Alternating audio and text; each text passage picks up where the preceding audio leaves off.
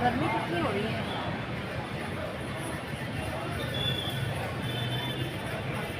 किस मामले को लेकर आदेश हुए? मामला ये था कि 5 अगस्त को हमारे द्वारा एक न्यायालय में परिवाद पेश किया गया था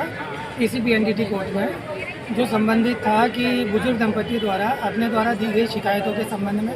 व उनके द्वारा पुलिस अधिकारियों द्वारा निस्तारण रिपोर्ट बनाए जाने के संबंध में उनकी दस्तावेजों की सत्य प्रतिलिपि प्राप्त करने के संबंध में,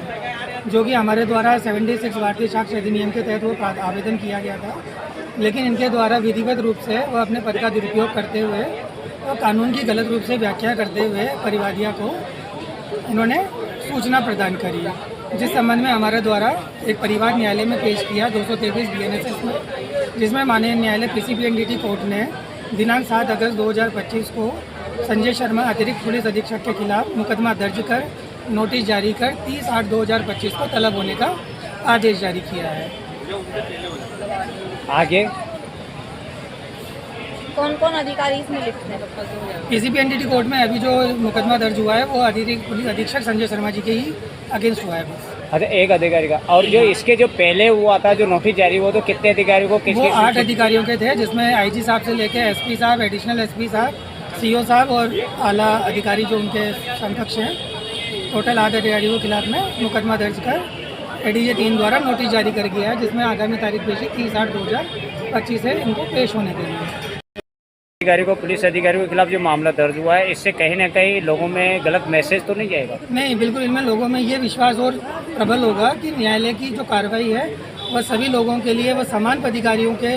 चाहे वो पुलिस हो या कोई पॉलिटिशियन हो या कोई अन्य संवर्ग का व्यक्ति हो या निचले तबके का व्यक्ति हो, उन सबके लिए कानून की जो व्यवस्था है वो समान रूप से काम करती है। इस मामले में आगे क्या हो सकता है? जैसे अभी जैसे मान लो नोटिस जारी कर दिए माननीय न्यायालय ने, उसके बाद मुकदमा दर्ज करने के आदेश भी जारी कर दिए, तो इसको लेकर क्या कहेंगे कि आगे इससे क्या मतलब उनको क्या कोई राहत मिलने की कोई संभावना है? परिवादी उनका दर्ज हुआ है वो 166A और 182 IPC में दर्ज हुआ है, जिसमें किसी भी प्रकार की कोई राहत की सहायता प्रदान नहीं की जाती है। वह इनके विरुद्ध एक तरीके का ट्रायल न्यायालय द्वारा विचाराधीन किया जाता है, जिसमें आगे न्यायालय उचित समझता है तो उस पर उनको कन्विक्ट करता है, जिससे इनको सस्पेंड भी किया जा सकता है।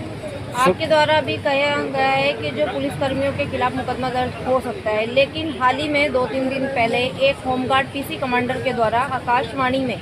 एक जो खंबा था उसमें नशे में उसने गाड़ी ठोक दी और वहाँ के स्थानीय निवासियों के तो कहना है कि भाई वो दारू में था, लेकिन पुलिस ने जो रिपोर्ट बनाई है वो बिल्कुल बनाई कि उसने किसी प्रकार का कोई नशा नहीं किया था और सूत्रों का मानना है तो उसका नाम मानसिंह था और पूरी तरीके से भ्रष्टाचार उसमें है।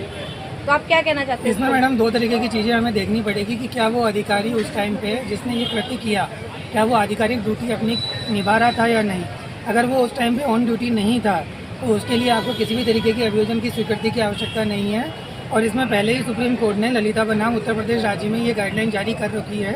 जिसमें होम सेक्रेटरी द्वारा भी एडिशनल एसपी को, एसपी को व डीजीपी राजस्थान को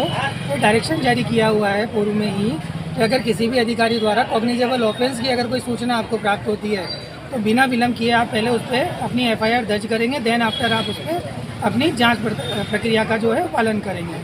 अब इसमें आपका जो विषय बताया गया है, तो अगर भ्रष्टाचार से लिप्त होने की अगर इसमें संभावना दिखती है तो इसके लिए आपको अंडर सेक्शन 7 PC एक्ट के तहत जाता है कि 7 PC एक्ट के तहत अगर किसी भी न्यायालय अधिकारी या पुलिस अधिकारी द्वारा अपने पद का दुरुपयोग किया जाता है या किसी भ्रष्टाचार में संलिप्तता पाई जाती है या अपने ऑफिस या कार्यालय का दुरुपयोग किया जाता है, तो उस संबंध में धारा 7 PC एक्ट के तहत मुकदमा दर्ज होता है, जिसमें अधिकतम 7 साल की सजा है। नाम क्या है? मेरा नाम है एडवोकेट भूपेंद्र वर्मा।